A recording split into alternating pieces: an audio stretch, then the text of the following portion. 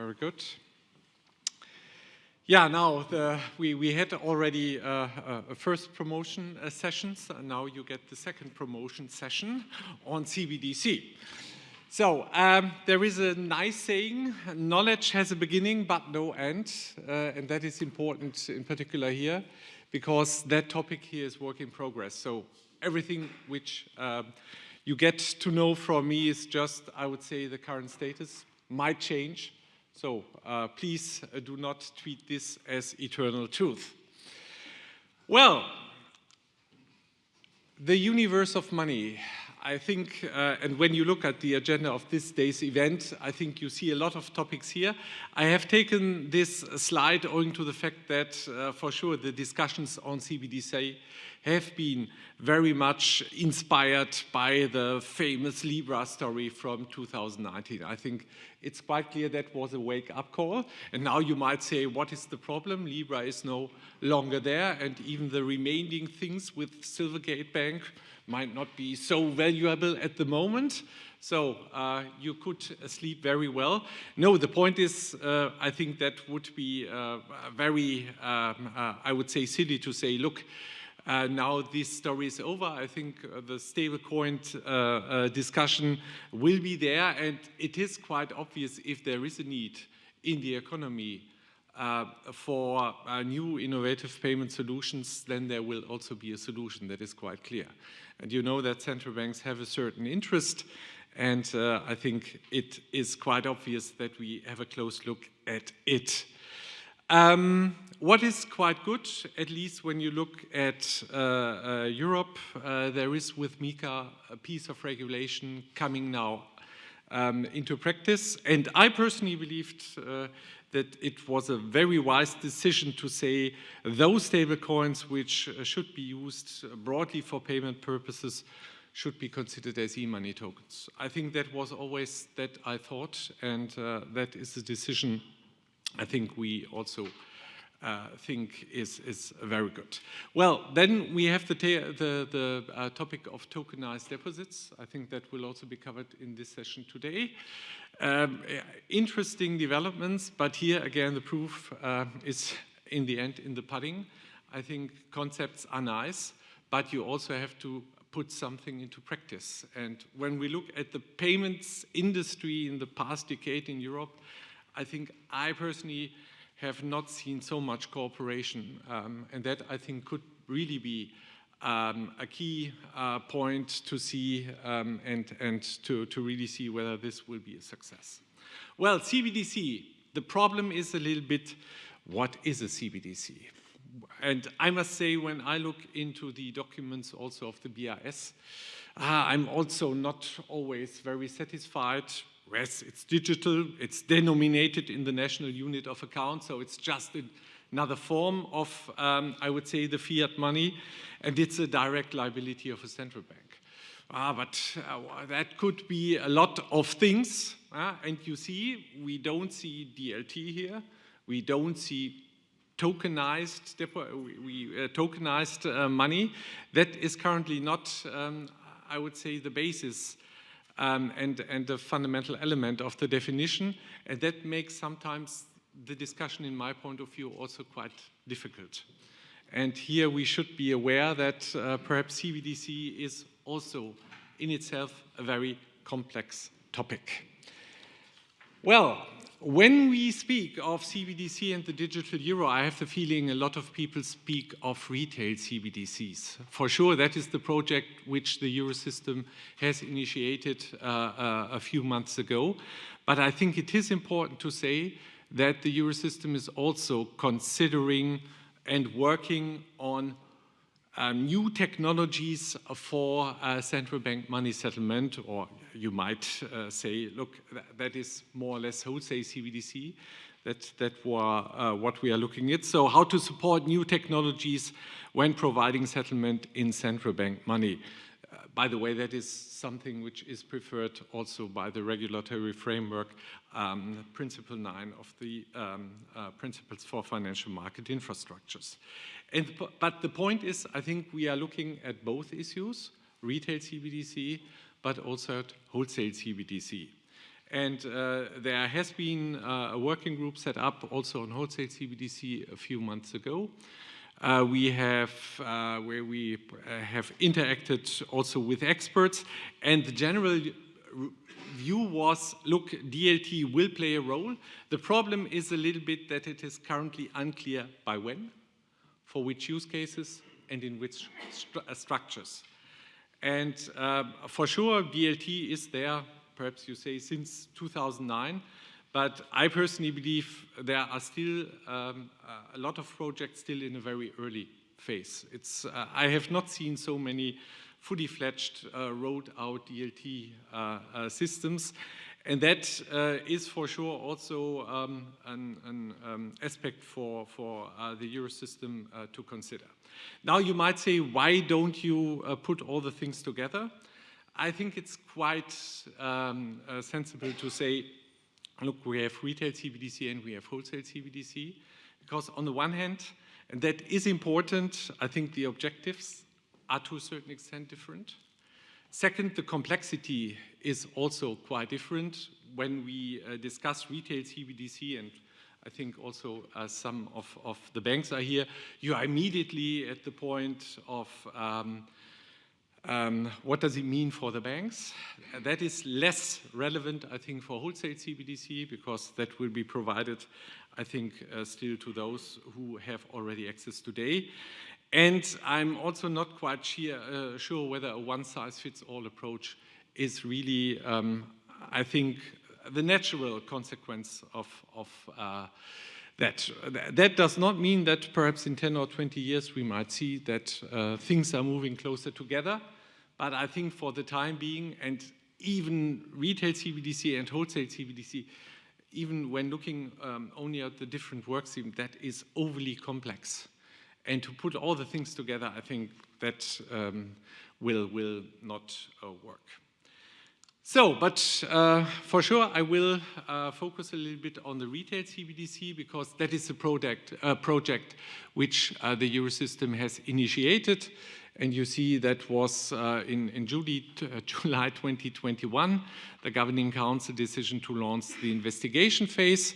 We are now here at the red line, so quite advanced. A lot of work has been done. It's a horrendous work, I can say. A lot of information, a lot of thinking has been invested into that topic. And I think we have also been quite transparent, because when you look at the website of the ECB, you see 2 progress reports, which cover, I would say, certain design decisions, or I would say that what we believe should be the way forward. And a 3rd report is yet to come in a couple, perhaps, of days, I would assume. And we have also been transparent that we are working on experiments, that we have experiments made on the front end with 5 partners. So you see all this information is available.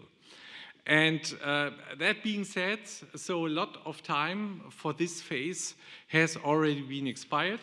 Now we come to the end, that is the so-called investigation phase. So the idea, what should we do? What should be the features? What could be the elements? What could be perhaps possible technical infrastructure to set this up?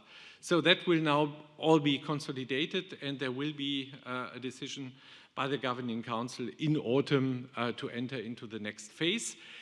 Here you see the word realization phase, but that will not be the realization phase. It will be the initiation phase or preparation phase. The reason is that introducing a CBDC will not be a pure or sole decision of the Eurosystem. I think, and Jonas has already pointed out, that has a lot to do with society. And that means we also need the political support, and there will be a legislative proposal by the European Commission on the digital euro expected for Q2 this year. And that means we also have to see that all the things go together. And the point is, even when we go into the next phase, it is obvious it will not be the decision to realize, it will be more the decision to prepare, because in the end the decision will be with a European legislator. Well, digital euro use case, you see this wonderful picture here, and that was one of the first decisions to say we would like to focus on person-to-person payments, on payments at the point of sale and e-commerce, and also governmental payments. And you might say, is that really innovative? And that is the important thing. The objective of the retail CBDC is to guarantee the wide accessibility of central bank money. For sure, we see that cash, which is the only form today, is becoming less and less popular, although we see in a lot of countries it has a very strong still importance when you look at overall Europe. And if you ask the people, do you want or is it important that the availability of cash remains, then you see that this is beyond 60% all over Europe. And even in those countries where cash does not play such a strong role, I think that is a clear stance. And I believe that could also be translated by not cash, but by a central bank money for the broader public. And that is the reason why here the idea is not that we would like to be so innovative. That could also be a second objective, and supporting innovation for sure is important to create an ecosystem where we push innovation. But I would say one of the main objectives is to guarantee the wide accessibility of central bank money. And that explains why we concentrate on those use cases here, because according to our research, it is quite clear that also the acceptance of means of payments is heavily dependent, not only that it is instantly, that it is easy, but that you also have the universal acceptance. And that, as I said, explains a little bit why we are looking on that. That does not exclude that the digital euro also will support programmability, but not programmable money, because the central bank money should remain the universal means of payment. That is also quite clear. But for sure, programmable payments in a way that it should also support, I would say, conditional payments, automated payments in heavily, I would say, automated environments. Here the point will be that according to the current thinking, we believe that should be a task, a responsibility, an opportunity for the industry. So we will perhaps include a few elements in the rulebook. We might also have some ancillary supporting functions, but in the end, I think the programmability should be considered a task of the private sector. So, form factor, you will not be very surprised when you see the use cases. What will be the potential form factors? You see here at the left-hand side the normal communication technologies, NFC, QR codes. You will also be able to use alias, so perhaps email addresses, mobile phone numbers. You also see that we need acceptance solutions, terminals, perhaps now new smartphone devices. In the e-commerce, you might need an e-commerce plugin. And with regard to, I would say, the consumer side, you see there will be a broad variety. I think what is in the core is the app. For sure, the digital euro is digital. And so it is very natural that it will be used, I would say, in form of an app. There are two possibilities. Either it could be integrated in the apps of the banks that you see here on the left-hand side, but there will perhaps also a so-called standalone app harmonized all over Europe that I think is not very well desired, I would say, by some parts of the industry, but on the other hand, I think it is a clear also takeaway from successful solutions, for example, Bizum in Spain or Swish in Sweden, that they are really using clear and standalone apps. There will also be an offline solution. So the digital euro will also, or should also be available offline. For sure, technologically, that is a little bit more challenging. The other two versions will be online validated, or will be an online validated service. And there is also the possibility of cards, because that is important. I think accessibility also means that we have the responsibility to provide the digital euro to anyone in the society, even perhaps the less digital savvy ones. And that means that we might also have to use cards in order to allow that. Well, that is perhaps also one additional aspect which is also important, because a lot of people say, look, the digital euro is just a means of payment. But the digital euro will also provide, I would say, rules, schemes, infrastructure, and is also part of the overall ecosystem. And I think that is also quite important to understand. That is not just, I would say, another technical form of money. It is much more, because it is in the end also a wider ecosystem, and therefore the euro system is also working on a so-called rule book for the digital euro, like rule books for other payment instruments, which should ensure that there is a unique experience around Europe, that you have pan-European reach, and that you also provide, I would say, or guarantee that what you do is in line with the expectations. This rulebook is not developed by the Eurosystem alone. It is also developed in cooperation with the market, with the providing side of the industry, but also with the demand side. So, and that brings me to the second point. We as Eurosystem will not serve 340 million, I would say, wallets. So that is not what we want to do. So the idea is that I think nearly any part of the process chain will be done by supervised intermediaries. Supervised intermediaries will be banks, but also payment service providers according to the PSD2. In the current thinking, so the end-user onboarding, the servicing, the payment initiation, validation, so also the authentication, post-settlement activities, all the things that will be with intermediaries. The only thing which is, I would say, a responsibility of the Eurosystem is the settlement. And you see here, that is, I think, from the market research. The Eurosystem has issued a market research. So what is there on the market? Which kind of elements could we use? And this structure is taken from that document.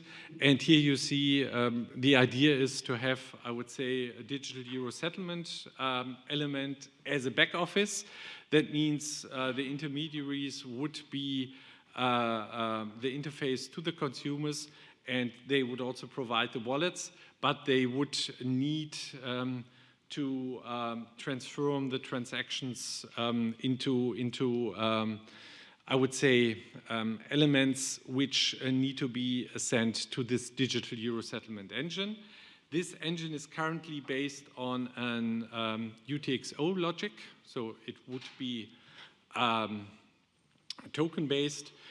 Well, as I said, it's not the final decision. It's the current thinking. I personally believe that is the right way forward, but let's wait.